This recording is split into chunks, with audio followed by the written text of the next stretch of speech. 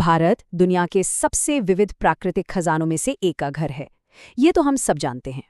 पर सवाल ये है कि इस अनमोल विरासत को बचाने के लिए जो एक जटिल सुरक्षा कवच बनाया गया है, वो आखिर है क्या और काम कैसे करता है? चलिए आज इसी को समझते हैं। जरा इस तस्वीर को देखिए। घने जंगल, घुमावदार नदियां, ये सिर्फ कोई खूबसूरत मंजर नहीं है। ये असल में जीवन का एक बहुत ही उलझा हुआ, एक बहुत ही नाजुक जाल है। और आज हम इसी अनमोल इकोसिस्टम को बचाने की बात करने वाले हैं। 91,000 ये बस एक नंबर नहीं है। ये भारत में पहचानी गई जानवरों की प्रजातियों की वो अविश्वसनीय संख्या है। अब सोचिए, जब इतनी विविधता हो तो उसे बचाने की चुनौती कितनी बड़ी और कितनी जरूरी होगी। तो भारत इस विशाल खजाने की रक्षा करता कैसे है? हम इसकी 4 लेयर वाली स्ट्रैटेजी को समझेंगे। सबसे पहले तो भारत की बायोडायवर्सिटी का खजाना है कितना बड़ा, उसे जानेंगे। फिर हम उन सबसे ज़रूरी हॉटस्पॉट्स पर फोकस करेंगे। उसके बाद प्रोटेक्टेड एरिया के चारों ओर जो बफर जोन होते हैं, उनका कॉन्सेप्ट समझेंगे।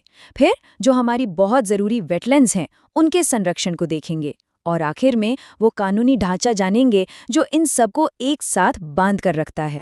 तो चलिए शुरू करते हैं ये समझने से कि दांव पर आखिर लगा क्या है। और बात सिर्फ जानवरों की नहीं हो रही है। सोचकर देखिए, यहाँ 45,500 से भी ज्यादा तरह के पौधे हैं। इनमें से कई तो ऐसे हैं जो दुनिया में और कहीं मिलते ही नहीं। मतलब ये एक जीती जागती विशाल लाइब्रेरी है जिसे हमें हर हाल में बचाना है। तो सबसे पहली स्ट्रैटेजी क्या है? ये है उन जगहों पर ध्यान लगाना जो सबसे ज्यादा मायने रखती हैं। मतलब वो इलाके जो जीवन से तो भरपूर हैं, पर साथ ही सबसे ज्यादा खतरे में भी हैं। तो ये बायोडाइवर्सिटी हॉटस्पॉट आखिर होता क्या है? इसे आप प्रकृति का एक इमरजेंसी रूम समझ लीजिए। एक ऐसी जगह जहां अनोखे जीव जंतुओं और पौधों की भरमार तो है, पर वो विलुप्त होने की कगार पर भी खड़े हैं। अच्छा, किसी भी जगह को हॉटस्पॉट का दर्जा ऐसे ही नहीं मिल जाता। इसकी 2 बहुत सख्त शर्तें हैं। पहली, वहां कम से कम 1500 ऐसे पेड़ पौधे होने चाहिए जो सिर्फ और सिर्फ वहीं पाए जाते हों। और दूसरी, और ये दुख की बात है, कि उस जगह ने अपनी 70% से ज्यादा असली हरियाली खो दी हो। ये एक ही साथ समृद्धि और संकट दोनों का संकेत है। और भारत इस ग्लोबल चैलेंज में एक बहुत ही अहम रोल निभाता है। हमारे देश में 1 नहीं, 2 नहीं, बल्कि 4-4 हॉटस्पॉट्स हैं। शानदार हिमालय, हरे भरे वेस्टर्न घाट, विशाल इंडो बर्मा रीजन और सुंदरलैंड। ये सिर्फ भारत की ही नहीं, बल्कि पूरे प्लैनेट की धरोहर है। चलिए बड़े नक्शे से थोड़ा जूम इन करते हैं। इन हॉटस्पॉट्स के अंदर भी हमारे पास नेशनल पार्क और सैंक्चुरी जैसे अनमोल खजाने हैं। तो सवाल ये है कि इनको कैसे सुरक्षित रखा जाता है? और यहीं पे कॉन्सेप्ट आता है इको सेंसिटिव जोन यानी ESZ का। इसे ऐसे समझिए कि ये नेशनल पार्क के चारों ओर एक सुरक्षा का बुलबुला है। इसका काम है बाहर की हानिकारक एक्टिविटीज को फिल्टर करना, ताकि पार्क के अंदर का जीवन महफूज रहे। ये शॉक एब्जॉर्बर वाली बात मुझे बहुत पसंद है। ये एकदम सटीक है।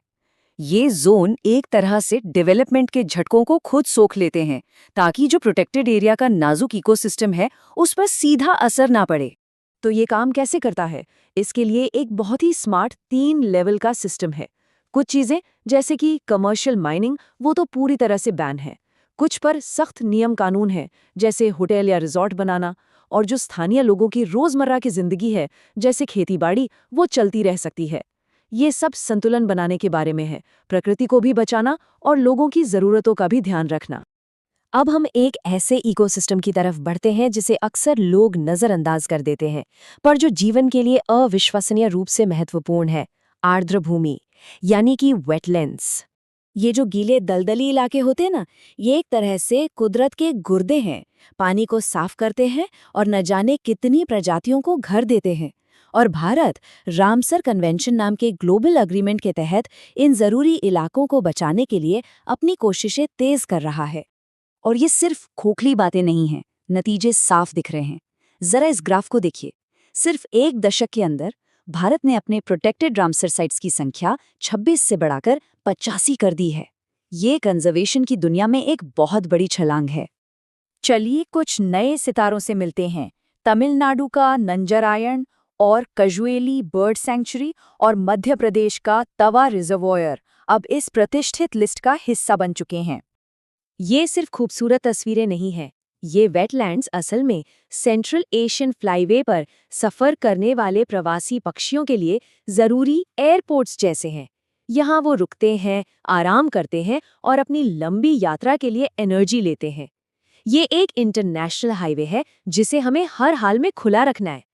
लेकिन इन सारी कोशिशों को एक साथ बांधकर क्या रखता है? वो है एक मजबूत कानूनी ढांचा, क्योंकि बिना नियमों और उन्हें लागू करने की ताकत के ये सारी स्ट्रैटेजीज बिखर सकती हैं। और इस कानूनी किले की नींव है 1972 का वाइल्ड लाइफ प्रोटेक्शन एक्ट। ये वो चट्टान है जिस पर भारत के संरक्षण का पूरा महल खड़ा है। तो ये कानून काम कैसे करता है? ये एक लेवल बेस्ड सिस्टम का इस्तेमाल करता है। जैसे शेड्यूल आई में जो जानवर हैं, जैसे कि टाइगर, उन्हें मिलती है वीआईपी सिक्योरिटी, उन्हें नुकसान पहुंचाने पर सबसे कड़ी सजा। फिर जैसे जैसे आप नीचे के शेड्यूल में आते हैं, प्रोटेक्शन का लेवल बदलता है। ये कानून इतना डिटेल में है कि ये भी बताता है कि कौन से पौधों की खेती नहीं हो सकती और किन जानवरों को कीट माना जाता है। तो अब ये पूरी तस्वीर साफ हो रही है। ये कोई एक अकेली स्ट्रैटेजी नहीं है, बल्कि एक मल्टी लेयर वाला सुरक्षा कवच है। ग्लोबल हॉटस्पॉट से लेकर लोकल बफर जोन तक, खास वेटलैंड्स के संरक्षण से लेकर एक मजबूत कानून तक, ये सब मिलकर भारत की इस अविश्वसनीय कुदरती विरासत के लिए एक ढाल बनाते हैं। और ये हमें एक आखिरी लेकिन सबसे जरूरी सवाल पर लाकर छोड़ देता है।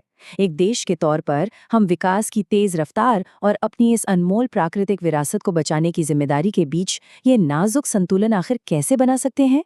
ये एक ऐसा सवाल है जिस पर हम सभी को सोचना होगा।